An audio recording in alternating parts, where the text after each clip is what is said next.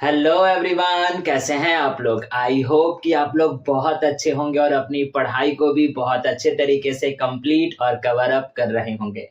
जैसा कि आप लोगों को पता है कि अभी हम लोग हमारे क्लास 11th के बिजनेस स्टडी सब्जेक्ट को पढ़ रहे हैं और बिजनेस स्टडी सब्जेक्ट में अभी हम लोग हमारे बिजनेस सर्विसेज वाले चैप्टर को पढ़ रहे हैं, या फिर यूं कहा जाए कि हम लोग हमारे पहले वाले बिजनेस सर्विसेज को पढ़ रहे हैं जो हमारा कहता है बैंकिंग। और आज का ये वाला पर्टिकुलर वीडियो हमारे इसी चैप्टर का पार्ट नंबर 2 होने वाला है। तो आइए बिना वक्त गवाए, बिना देरी किए आज के इस क्लास को, आज के इस वीडियो को स्टार्ट करते हैं और हम लोग पढ़ते हैं हमारे आज वाले टॉपिक को।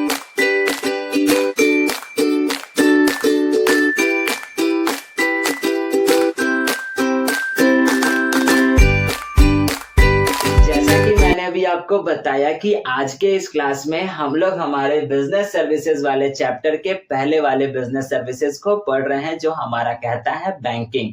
और ये वाला पर्टिकुलर वीडियो हमारे इसी बैंकिंग सर्विसेज का पार्ट नंबर 2 है।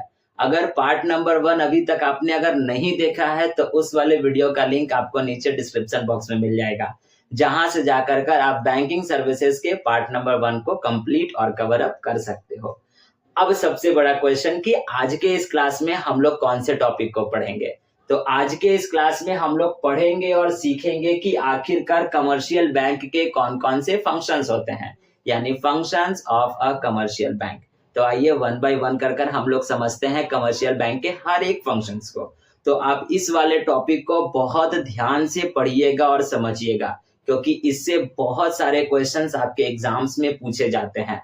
और इस वाले वीडियो में या इस वाले टॉपिक के अंदर हम लोग 2 अलग अलग टॉपिक को कवर अप करेंगे। एक तो हमारा जो टॉपिक है वो तो है ही फंक्शंस ऑफ कमर्शियल बैंक, और एक और टॉपिक को हम लोग कवर अप करेंगे जिसको हम थोड़ी देर के बाद आपको बताएंगे। तो आइए सबसे पहले हम लोग समझते हैं कि आखिरकार functions of a commercial bank यानी कमर्शियल बैंक के कौन कौन से फंक्शंस हैं और उनमें से सबसे पहला वाला फंक्शन कौन सा है। तो सबसे पहला वाला फंक्शन हमारे पास कहता है एक्सेप्टिंग डिपॉजिट, यानी कमर्शियल बैंक का सबसे पहला काम होता है लोगों के पैसे को जमा करना, लोगों के पैसे को एक्सेप्ट करना। और इस वाले फंक्शन को हम लोग प्राइमरी फंक्शन के नाम से भी जानते हैं। आप इस बात को, इस पॉइंट को अपने दिमाग में सेट कर लीजिएगा, क्योंकि इस वाले पॉइंट से आपके एग्जाम में मल्टीपल टाइप्स क्वेश्चंस पूछे जाते हैं कि आखिरकार कौन सा ऐसा फंक्शन है जो एक कमर्शियल बैंक का प्राइमरी फंक्शन कहलाता है। तो प्राइमरी फंक्शन हमारा कौन सा है? Accepting deposit. ठीक है। अब एक क्वेश्चन कि आखिरकार बैंक जो है वो अपने कस्टमर्स के पैसे को जमा तो करेगी, यानी ले तो लेगी, लेकिन वो लेने के बाद कहाँ जमा करेगी? तो एक अकाउंट में जमा करेगी। आप सभी को पता है कि बैंक वालों के द्वारा अपने कस्टमर को अकाउंट दिया जाता है या अकाउंट ओपन करके, अकाउंट खोल करके दिया जाता है, जहां पर बैंक जो पैसा कस्टमर से लेती है वो लिया हुआ पैसा वो बैंक जो है वो उस पर्टिकुलर कस्टमर के अकाउंट में जमा करवा देती है। तो यहाँ पर एक और क्वेश्चन राइज होता है कि आखिरकार कितने प्रकार के हमारे पास अकाउंट होते हैं जो बैंक वालों के द्वारा एक कस्टमर को दिए जाते हैं। और यही वाला हमारे पास दूसरा आज का टॉपिक है कि आखिरकार कितने प्रकार के हमारे पास अकाउंट्स होते हैं। तो हमारे पास लगभग 5 अलग अलग प्रकार के अकाउंट्स होते हैं। पहला कहता है सेविंग अकाउंट, दूसरा कहता है करेंट अकाउंट, तीसरा कहता है हमारे पास फिक्स्ड डिपॉजिट अकाउंट जिसको हम लोग एफडी अकाउंट के भी नाम से जानते हैं, चौथा हमारे पास कहता है रिकरिंग डिपॉजिट अकाउंट, और पांचवा हमारे पास कहता है मल्टीपल ऑप्शन डिपॉजिट्स अकाउंट। तो ये 5 अलग अलग प्रकार के अकाउंट होते हैं जो एक कमर्शियल बैंक के द्वारा अपने कस्टमर्स को दिए जाते हैं। तो आइए वन बाय वन कर हम इन 5 अकाउंट को समझते हैं और पढ़ते हैं। तो पहला वाला अकाउंट जो है जो हमारा कहता है सेविंग अकाउंट, और ये वाला अकाउंट जो है वो सबसे ज्यादा पॉपुलर अकाउंट है। और अगर किसी बैंक के द्वारा अगर सबसे ज्यादा कोई अकाउंट अगर खोला जाता है तो यही है सेविंग अकाउंट को खोला जाता है। और सेविंग अकाउंट खुलवाते कौन है? आप और हम लोग। अब क्यों खुलवाते हैं? ताकि हम अपने इनकम में से कुछ हिस्सा यानी कुछ पार्ट सेविंग के तौर पर अपने बैंक में जमा करवा दे, ताकि इन फ्यूचर जब हमको पैसे की आवश्यकता हो तब हम अपने अकाउंट से पैसा निकाल कर हम उस पैसे को यूज कर सके। तो इसी कारण से बैंक वालों के द्वारा सबसे पहला और सबसे प्रथम जो अकाउंट जो होता है वो हमारा होता है सेविंग अकाउंट, जो हमारे पास एक प्रकार का अकाउंट होता है और ये सबसे पहला वाला अकाउंट होता है। आइए समझते हैं लिखता है क्या। कहता है this is the most popular account which is open with a bank, यानी ये वाला सेविंग अकाउंट जो है वो सबसे मोस्ट पॉपुलर अकाउंट है जो एक बैंक वालों के द्वारा ओपन किया जाता है अपने कस्टमर के लिए। Next, this account is meant for those customers who want to deposit their small savings from time to time. अब इस अकाउंट को क्यों खोला जाता है या लोग क्यों खुलवाते हैं, तो मैंने अभी आपको जस्ट बता दिया कि लोग अपने इनकम में से कुछ हिस्से को यानी कुछ पार्ट को वो सेविंग के तौर पर रखना चाहते हैं और इसी कारण से इस वाले अकाउंट का नाम भी जो है वो सेविंग अकाउंट है, ताकि लोग जो है वो अपने इनकम के कुछ पार्ट यानी अपने इनकम में से कुछ पार्ट जो है वो काट कर अपने अकाउंट में अपने सेविंग अकाउंट में जमा करा दे और टाइम टू टाइम वो जमा करवाते चल जाए, ताकि इन फ्यूचर जब कभी भी उसको पैसे की आवश्यकता पड़ेगी तब वो बैंक जाएंगे और उस सेविंग अकाउंट में से जो पैसा वो सेव करके रखे हुए होंगे वो उस पैसे को निकालेंगे और उस पैसे को यूज करेंगे। ठीक, नेक्स्ट हमारे पास क्या कहता है, the rate of interest is lowest at present 3.5% to 4% per annum. अब इन सेविंग अकाउंट्स में हम लोगों को इंटरेस्ट भी मिलता है। आप कभी भी नोटिस किए होंगे अगर आपके बैंक अकाउंट में या सेविंग अकाउंट में अगर कुछ पैसा है तो 2 महीने 3 महीने या 4 महीने या 6 महीने के बाद अगर आप उसको अपडेट करवाने जाओगे तो उस पासबुक में देखना कहीं पर लिखा होता है इंटरेस्ट इक्वल टू इतना, यानी इंटरेस्ट के तौर पर बैंक वालों के द्वारा कुछ पैसा डिपॉजिट करवाया हुआ होता है। तो इन सेविंग अकाउंट्स पे हम लोगों को इंटरेस्ट भी मिलता है, लेकिन ये जो इंटरेस्ट होते हैं वो एज कंपेयर टू जितने भी अकाउंट हैं उनमें से सबसे कम रेट ऑफ इंटरेस्ट या फिर यूं कहा जाए कि सबसे लोएस्ट रेट ऑफ इंटरेस्ट अगर किसी में मिलता है तो हमारे सेविंग अकाउंट में मिलता है। और आज के इस समय में एक सेविंग अकाउंट में लगभग या तो 3.5 यानी 3.5% से लेकर 4% यानी 4% रेट ऑफ इंटरेस्ट जो है वो हमको एक सेविंग अकाउंट में देखने को मिलता है या पाया जाता है। ठीक है, तो यही है हमारे पास कहता है सेविंग अकाउंट। अब दूसरा हमारे पास कहता है करेंट अकाउंट। अब ये करेंट अकाउंट क्या है, तो करेंट अकाउंट को हम सेविंग अकाउंट का बड़ा भाई समझ सकते हैं। अब ऐसा क्यों हम समझेंगे करेंट अकाउंट को सेविंग अकाउंट का बड़ा वाला भाई, क्योंकि सेविंग अकाउंट में कुछ लिमिटेशंस हैं लेकिन करेंट अकाउंट्स में वो लिमिटेशंस नहीं है। अब कौन कौन सी लिमिटेशंस है जो सेविंग अकाउंट में है और कौन कौन सी ऐसी लिमिटेशंस है जो करेंट अकाउंट में नहीं है, तो इनको हम पढ़ेंगे। लेकिन अभी हम पहले ये समझ लेते हैं कि करेंट अकाउंट है क्या या करेंट अकाउंट बेसिकली किन लोगों के लिए बना है। तो करेंट अकाउंट जो है वो बेसिकली बिजनेस पर्संस के लिए बना है, जिनके या फिर यानी बिजनेस पर्संस, आपको पता होगा कि एक बिजनेस में डे टू डे बहुत सारे ट्रांजैक्शंस होते हैं, पैसा का डिपॉजिट भी होता है और पैसा का विड्रॉन भी होता है। तो इसी कारण से उन बिजनेस पर्संस को जो है वो बैंक जो है वो सेविंग अकाउंट न देकर करेंट अकाउंट ऑफर करती है, ताकि उनके पास एक सुविधा हो जाती है। और वो सुविधा कौन सी है कि वो अनलिमिटेड ट्रांजैक्शन कर सकते हैं। उनके पास एक ऑप्शन हो जाता है कि वो मन चाहे तरीके से पैसा डिपॉजिट भी अपने अकाउंट में करवा सकते हैं और मन चाहे तरीके से वो अपने अकाउंट से पैसा विड्रॉ भी कर सकते हैं। और यही एक लिमिटेशन हमारे सेविंग अकाउंट में होता है। सेविंग अकाउंट में हमारे पास बैंक के द्वारा ये ऑफर नहीं दी जाती है कि हम अपने अकाउंट में मन चाहे तरीके से पैसा डिपॉजिट करेंगे और मन चाहे तरीके से पैसा विड्रॉ करेंगे। हमारे पास एक लिमिट होती है कि हम इस लिमिट से ज्यादा अपने सेविंग अकाउंट में पैसा जमा नहीं कर सकते हैं। अगर उस लिमिट से ज्यादा अगर हम अपने सेविंग अकाउंट में पैसा जमा कर रहे हैं या किए हुए हैं तो बैंक उससे यानी उसके बदले में कुछ पैसा चार्ज करती है। ठीक, तो यही यहाँ पर बेसिक सा एक डिफरेंस होता है सेविंग अकाउंट में और करेंट अकाउंट में। तो सेविंग अकाउंट किन के लिए खोला जाता है मैंने अभी आपको बता दिया। जनरल इंसान, जनरल पब्लिक क्यों खोलते हैं, ताकि वो अपने इनकम में का कुछ पार्ट जो है यानी इनकम में से कुछ पैसा काट कर वो सेविंग के तौर पर पैसा सेविंग अकाउंट में जमा करवा सकते हैं।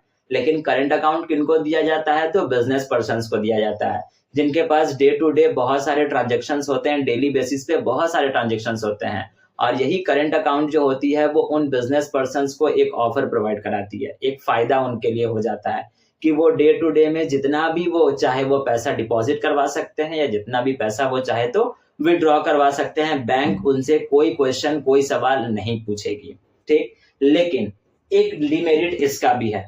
जैसे हमने पढ़ा था कि सेविंग अकाउंट में हमको बैंक के द्वारा इंटरेस्ट मिल रहा था, भले ही छोटा अमाउंट मिले लेकिन मिल रहा था।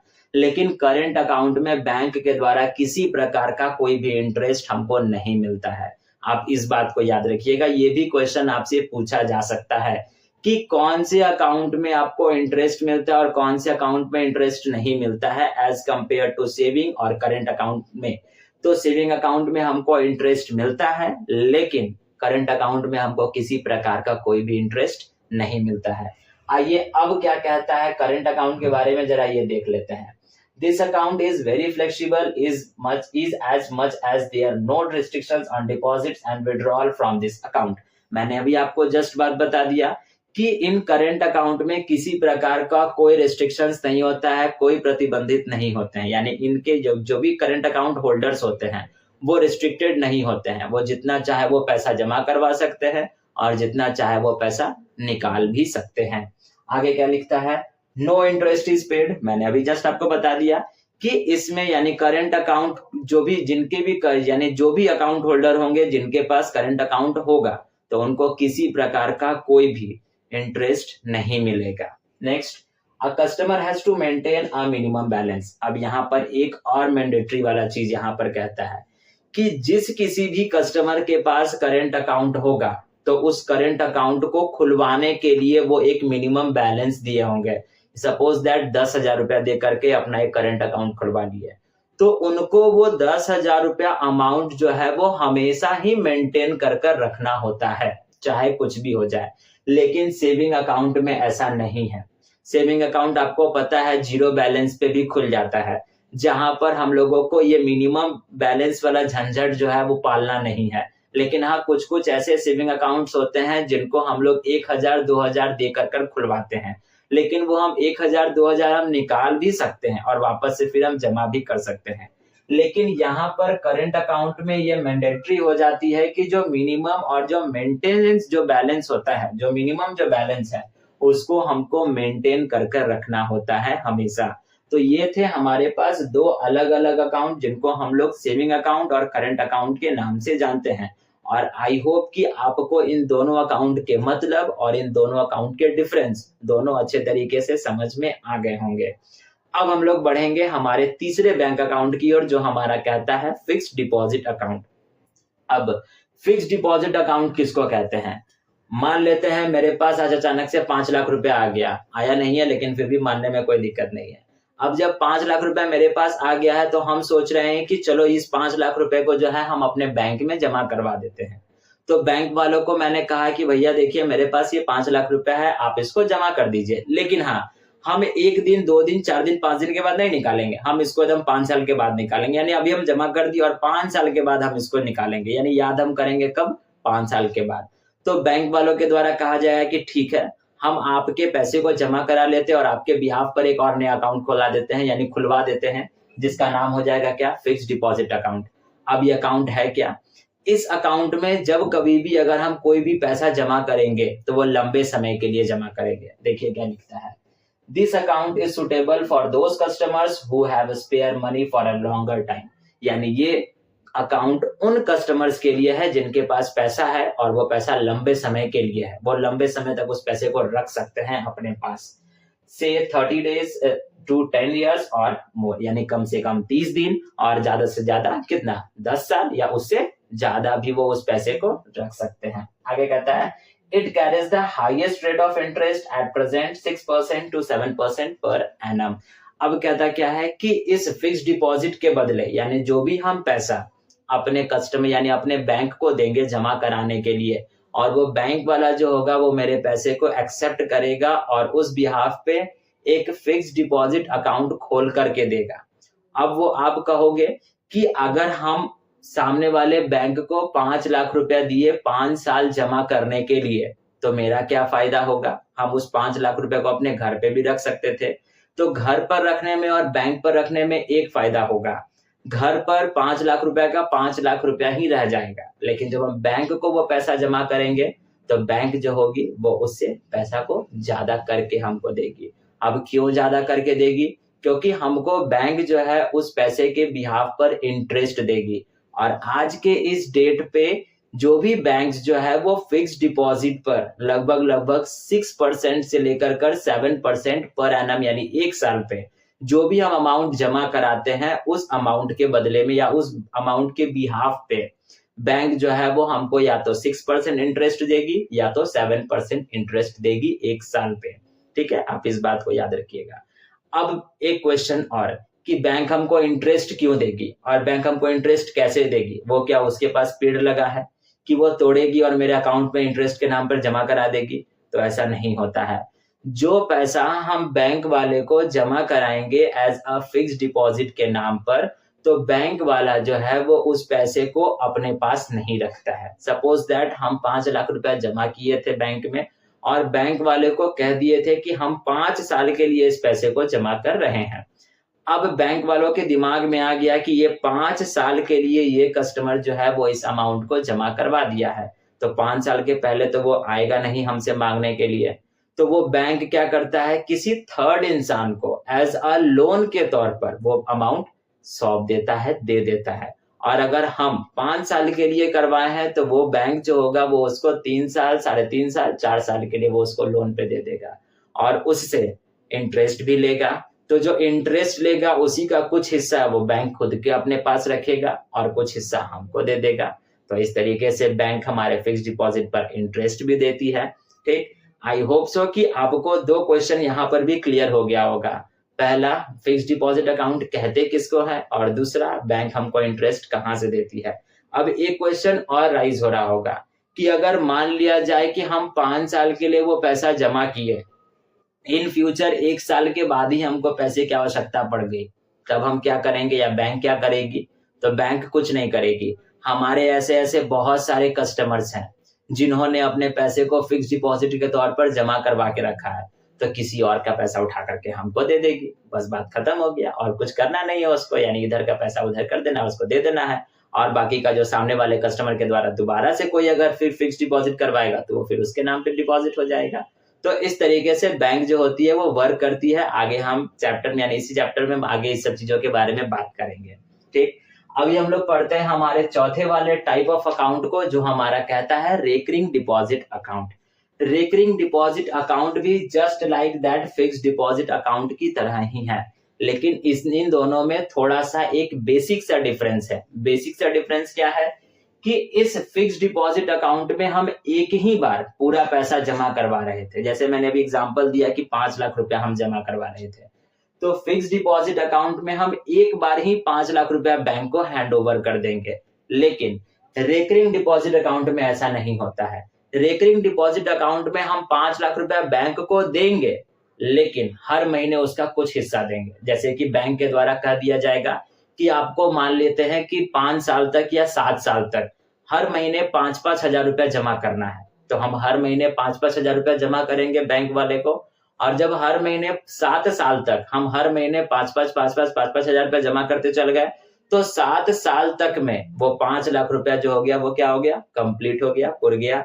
उसके बाद 1 साल और बैंक कहेगी कि ठीक है, आप जो है अब 1 साल और हमारे पास छोड़ दीजिए, या 6 महीने और हमारे पास इस पैसे को छोड़ दीजिए। उसके बाद ओवरऑल वो सारे के सारे इंटरेस्ट को जोड़ जाड़ कर वो 6 महीने अपने पास जो पैसा रखेगी वो रख कर उसका सारा का सारा पैसा हमको हैंड ओवर कर देगी।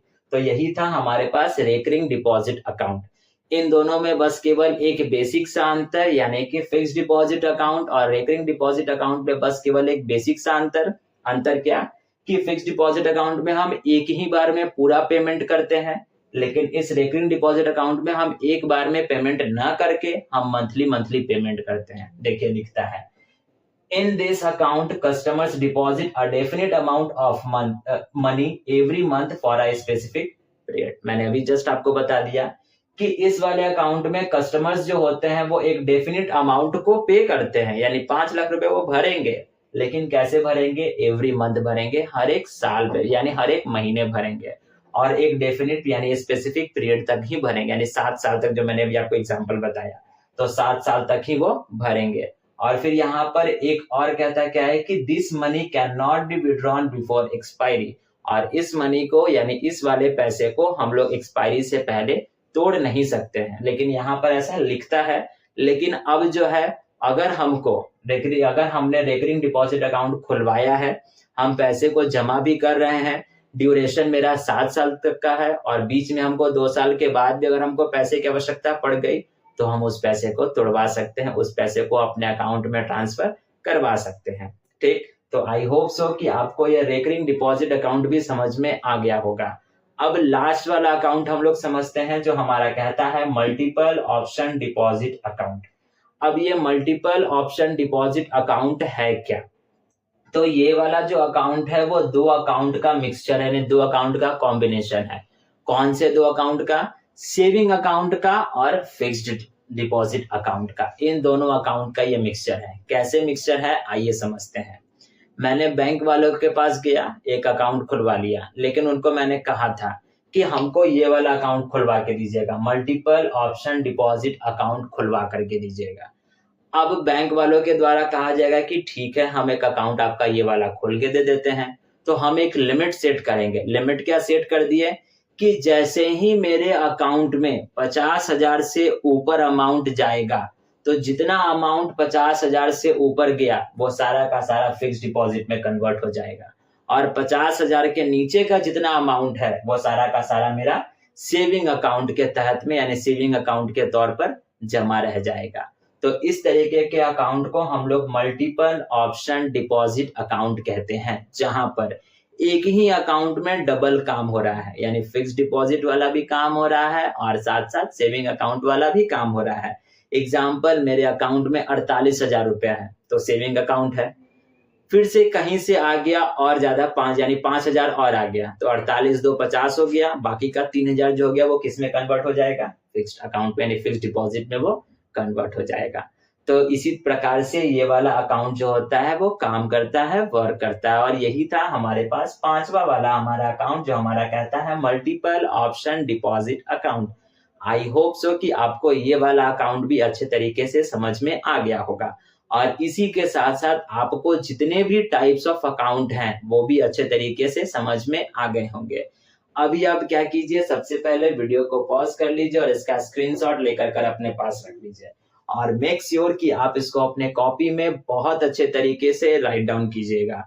अभी अभी हम लोगों ने दो टॉपिक को कवर अप किया। पहला वाला टॉपिक हमारे पास कहता है फंक्शंस ऑफ कमर्शियल बैंक, और दूसरा वाला टॉपिक हमारे पास कहता है टाइप्स ऑफ अकाउंट। अब आप कहोगे कि क्या बस केवल एक ही फंक्शन है कमर्शियल बैंक का? तो ऐसा नहीं है, और भी बहुत सारे फंक्शंस होते हैं कमर्शियल बैंक के, लेकिन उन सारे के सारे फंक्शंस को हम लोग इस वाले वीडियो में अब नहीं पढ़ेंगे, क्योंकि ये वाला वीडियो ऑलरेडी बहुत ज्यादा बड़ा हो गया होगा, बहुत ज्यादा लंबा हो गया होगा। तो इसी कारण से जो भी अब बचे हुए जो फंक्शंस ऑफ कमर्शियल बैंक हैं उनको हम लोग नेक्स्ट वाले पार्ट पे पढ़ेंगे, नेक्स्ट वाले वीडियो पे पढ़ेंगे। ठीक है, तो आज के इस क्लास के लिए, आज के इस वीडियो के लिए बस हम लोग इतना रहने देते हैं। अब हम लोग मिलेंगे इसी बैंकिंग सर्विसेज के नेक्स्ट वाले पार्ट पे, पार्ट नंबर 3 पे। तब तक के लिए आपको पता है करना है क्या। अगर आप वीडियो को यहाँ तक देखे हो, ये सारे के सारे पॉइंट्स, मेरी बातें अगर आपको अच्छे तरीके से समझ में आ गई हैं, तो वीडियो को लाइक, चैनल को सब्सक्राइब और अपने फ्रेंड्स के साथ शेयर, और जाते जाते एक प्यारा सा कमेंट भी करते जाइएगा। अब हम लोग मिलेंगे इसी चैप्टर के नेक्स्ट वाले पार्ट पे, यानी बैंकिंग सर्विसेज के पार्ट नंबर 3 पे। तब तक के लिए आप अपना ध्यान रखिएगा, ख्याल रखिएगा। Thank you and bye bye.